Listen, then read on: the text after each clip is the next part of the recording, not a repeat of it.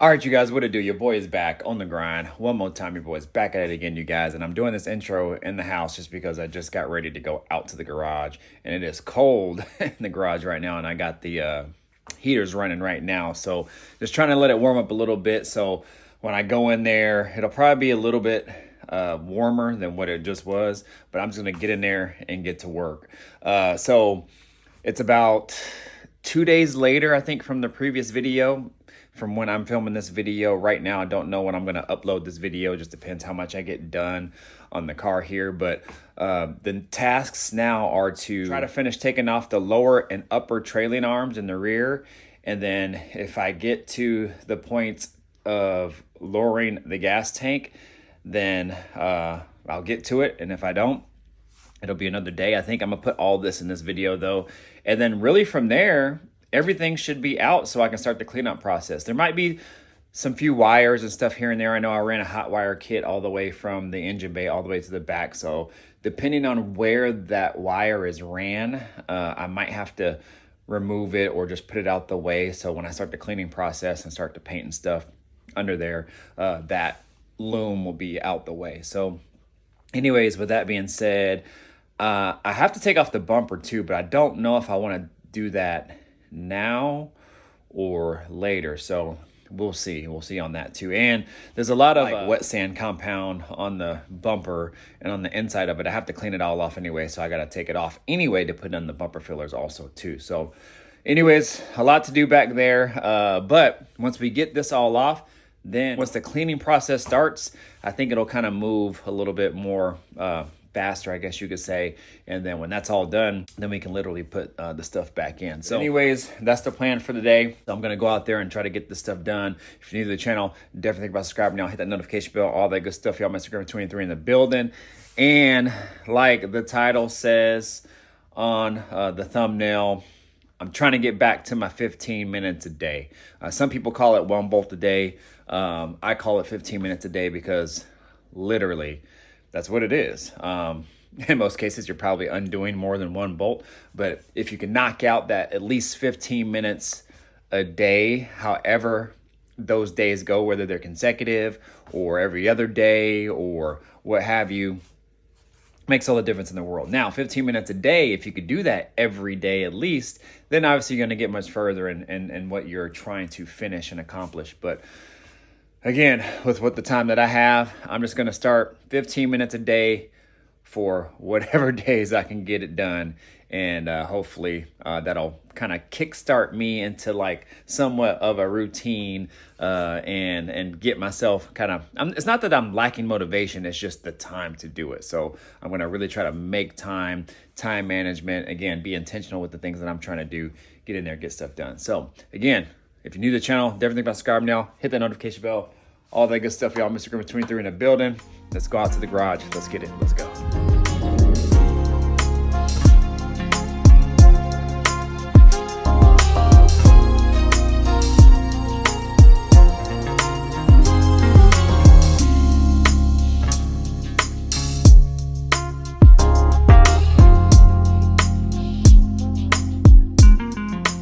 All right, you guys, what to do? It is actually like a day or two later, and I'm back in the garage. Sun's down for a nap, so I'm going to try to get whatever I can get done. Again, 15 minutes a day, whatever day that is, trying to get something done on this thing. So I got like half of the stuff that I wanted to get done, which was just clean up. This whole thing was just filled with stuff, and it still is, but I kind of got it organized.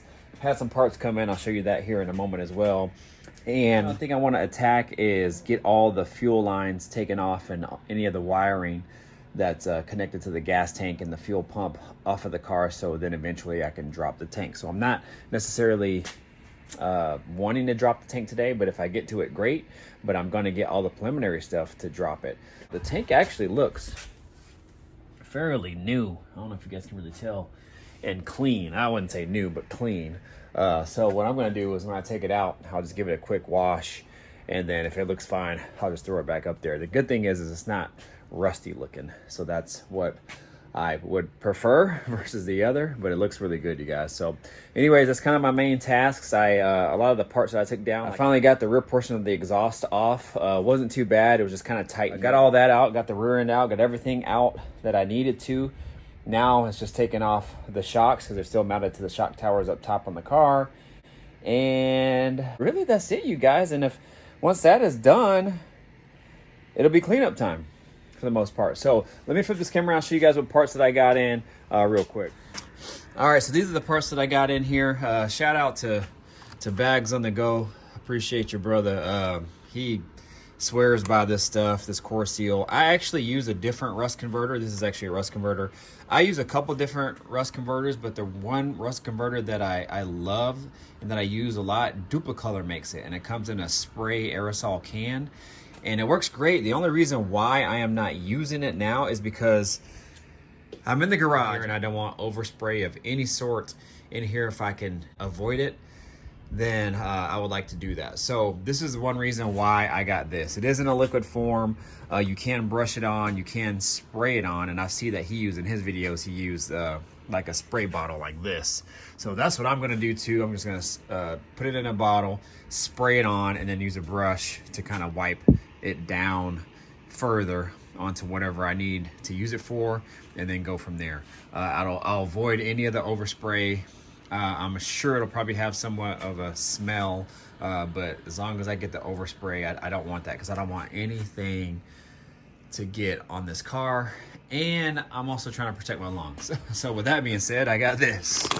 So I should have got one of these a long time ago, you guys. I do a lot of painting of my own parts, and I just use this N95 mask or one similar that I have a bunch of them inside of the house. So, but I don't really think those are gonna catch the really, really fine particles. It's better than nothing, but at the same time, this was like 30 bucks. So I was like, you know what? I'm well overdue for one. Might as well get it. Remember I said I was gonna get some impact sockets. So that's what I got. Got this cup wire brush here for underneath the car and anything that I need to use it for, like the rear end or these parts here. What I like about this one, because I have a bunch of wire brushes that go on the drill, but this one will actually attach to this right here, so I can attach it to that, or at least I should be able to, and then go from there. So that way I'll get better RPMs. I'll be able to kind of use a little bit more elbow grease on it, and it should be able to take off anything that I need to take off.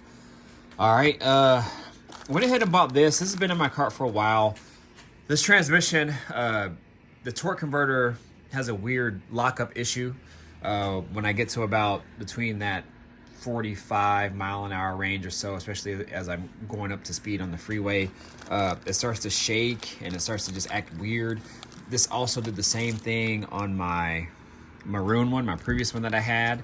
And when I found out what it was, it ended up being the TCC solenoid, which is this. It's doing the exact same thing that my other one did.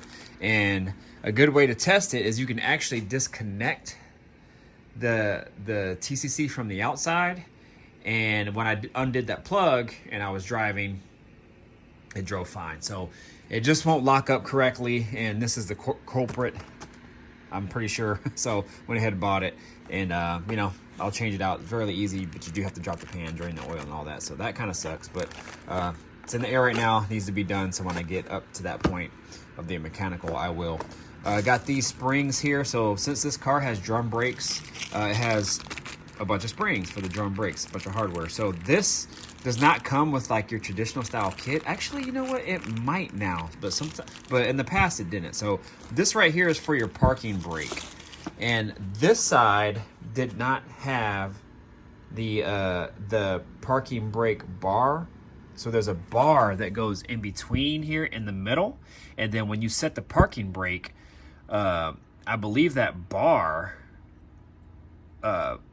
allows the brake pads to expand out, and I think that's why those springs are on there. So that's what kind of holds the braking the pads in place against the drums, if that makes sense. This is that bar, and these springs you have to buy separate. Everything sells separate these days. They go outside of here, and they kind of help assist to push out on those pads. So I bought that, and I thought that I was good on the other side, but it's actually missing one of these springs on the other side. So now I have to order another set of springs for that side. So anyway, whatever. This right here is just the brake hose that goes in the center that connects the two brake lines to both sides of the car.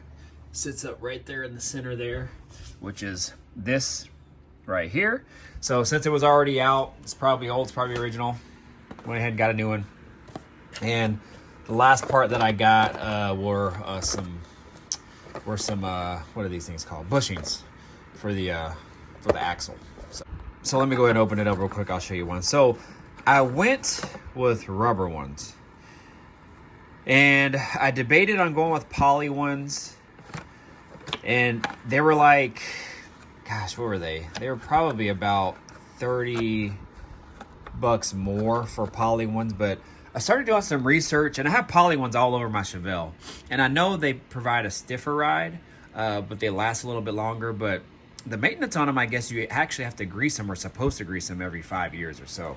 With these, I've read they don't actually require grease, but on the initial install, it's probably best to put grease on. But I heard with these, there's no maintenance on them, and they're a lot softer to ride. The only thing is, since they're rubber, they don't last forever. However, the way I'm going to drive this car, and it's not going to be weathered or anything like that, it'll probably last the life of the car from when I have it, at least. So, especially since I'm not going to drive it in harsh conditions. So I went ahead and got the rubber ones. They were far cheaper. I think all these were like, or both of these were like 20 bucks. But since it was out of the car, I was like, you know what? Let me go ahead and change them.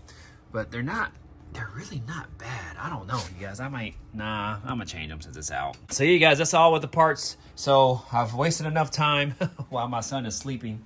So what I'm gonna do is go ahead and get under this car, start attacking some of these brake lines and whatever, and I can get to, and then I'll chime back in here in a moment.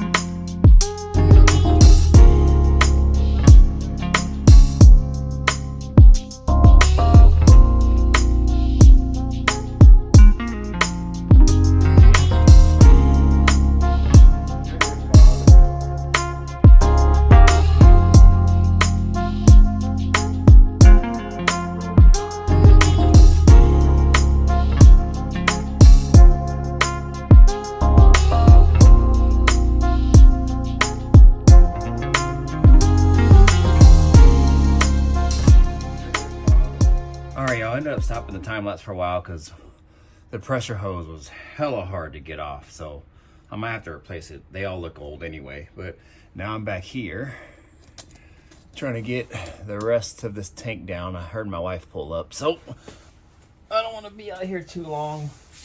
He's about to wake up soon anyway, so right now I'm taking the grounding strap off of the tank.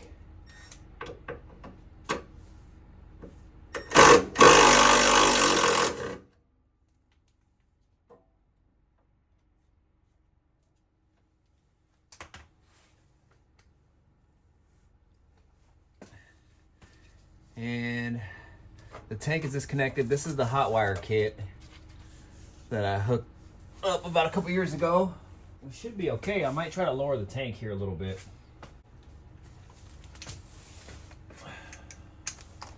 Not all the way, but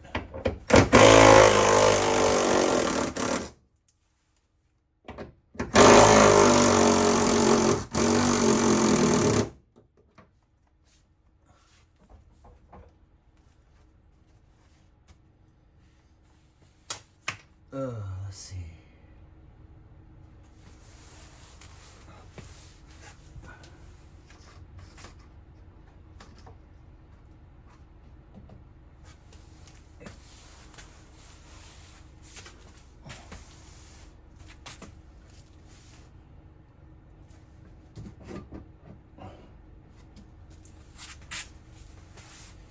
Tank does look disconnected everywhere. You know what, I was just thinking, I have this transmission jack I might be able to use instead.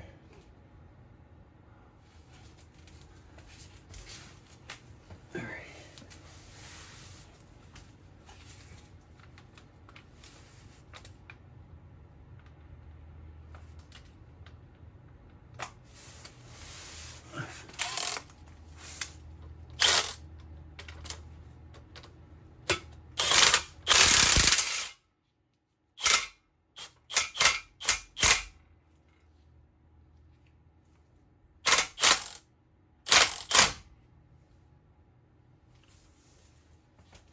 actually might work pretty good.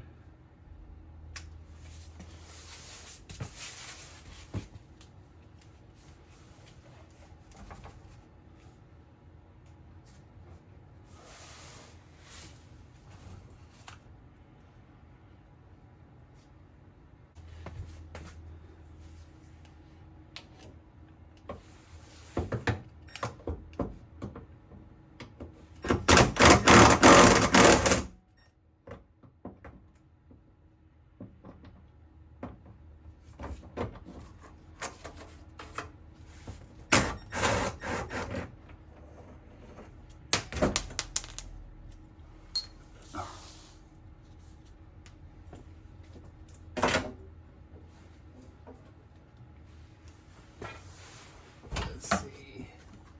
All right, we'll see.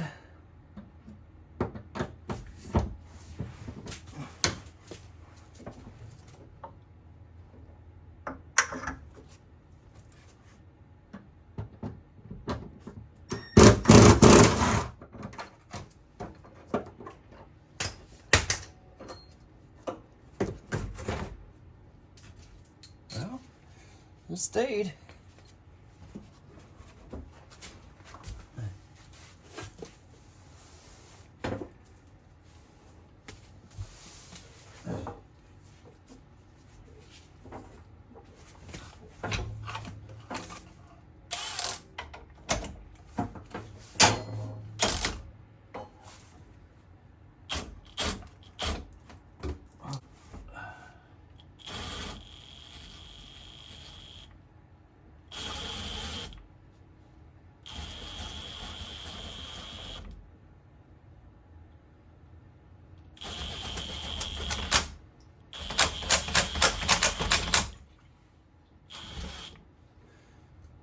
There it is.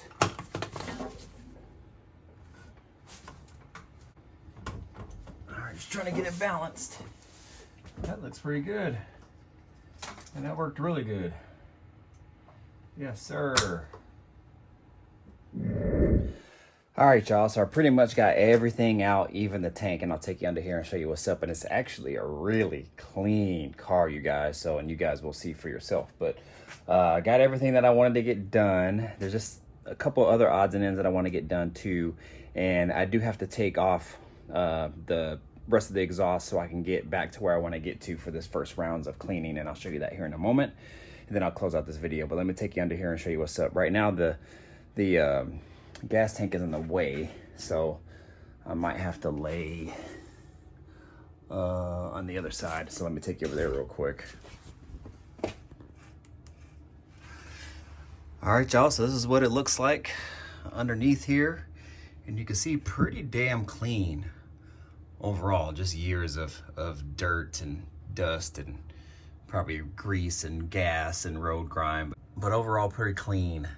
I apologize for the shadow. It's actually my camera or my phone is blocking the light, so in order for me to get the best angle, I kind of have to hold my head at a weird position with the headlamp. But yeah, y'all, everything's out, so we good. I'm not gonna take this emergency cable out. I'm just gonna kind of wrap it and leave it as is, clean it up the best that I can, and kind of paint around it. But yeah, so next phase here, which will be probably the next video, not this one, I'll close out this video, it'll be cleaning everything, getting everything kind of prepped and ready for undercoating and whatnot. And then in that video, I'll tell you what I use, what I'm gonna use to do all the undercoating and stuff. But yeah, y'all, pretty clean overall. So I'm gonna take off the rest of the exhaust, because what I wanna do is I wanna paint. Actually, I moved and I changed my idea. So initially I was gonna stop here, right where those gas lines are coming out and going in up and over this portion of the cross member there. But I think I'm gonna go ahead and stop there. See that line where the tunnel is? All the way across. I'm holding my camera in one hand, so I can't really point, but yeah, pretty much right there. Let me see if I can get under here and show you. All right, y'all, so pretty much right there, this line. So I'm gonna go paint all the way up until that line, so that way I can get far up and under and away from the rear end when I put it back in, because this is my idea. Whew. Tight quarters, you guys, tight quarters. But what was I talking about? Oh, so this is my thought process because I want to be able to kind of move the car in and out as well too. So what I'm gonna do is I'm gonna get the rear end all ready, clean, prepped, and ready for paint. Anything that I need to buy for it, I'm gonna buy, which I shouldn't need, if anything at all. Clean up the rest of the undercarriage here, and then go ahead and deal with the fuel pump. I don't know if I'm gonna change it or not. The guy said they put a 340 in it, but we'll see. I wanna take it out anyway to make sure it's all wired correctly, which it is, obviously it runs, but I just wanna make sure it's not like rigged up just kind of quick so he can get the car out and driving. So dropping the tank to do that and clean the rest of that up. And I might upgrade the pump again, I might not. But my thought process, once everything is clean, I want to put it all back in. So that way, if I need to move the car in and out or whatever, or if I need to flip the car around, because it's actually a lot easier to work for me on this part of the garage versus that one, then I'm going to do that. So that's my thought process behind it. So I want to be able to put everything back in, install it. That way, if I have to work on the middle section of the car, at least this part is all done and I don't have to mess with the rear end and space from the rear end blocking things that I need to get to and whatnot. So that is my thought process in regards to that. Let me know what you guys think about that idea, but that's what I'm going with right now, you guys. So just trying to kind of doing it in thirds. Back third here, middle third, anything I need to get to here, and then under the engine, front suspension, all that will be the last to deal with. And then once I get all of this done, then again, I'll be able to move the car any way I want to do it. And then we'll go ahead and attack cleaning up the engine. That's kind of my thought process and my stage to kind of where I want this all to go. So anyways, you guys, I'm gonna go ahead and close this video out. So if you're new to the channel, definitely think about subscribing, y'all. Hit that notification bell, all that good stuff, y'all. Mr. Griffin 23 in the building. Somebody also asked me about this headlamp. I don't know what brand it is. It's just some brand I got off Amazon. If you type in LED headlamp or headlight or whatever, a bunch of them will pop up. So it's just probably some cheap Amazon brand or cheap brand that I got off of Amazon. So that's it. No special brand at all. But anyways, again, I'm gonna go ahead and get out of here. My little one is trying to reach for things now, so I'm gonna go ahead and grab them. But again, if you're new to the channel, definitely by subscribing, y'all. Hit that notification bell, all that good stuff, y'all. Mr. Griffin 23 in the building. It's coming along, you guys. Like I said, 15 minutes a day, whatever day that is, just try to get something done. Turn a wrench or two or three, whatever you can get done, get it done, all right? I'm gonna go ahead and get out of here. Deuces. Peace out.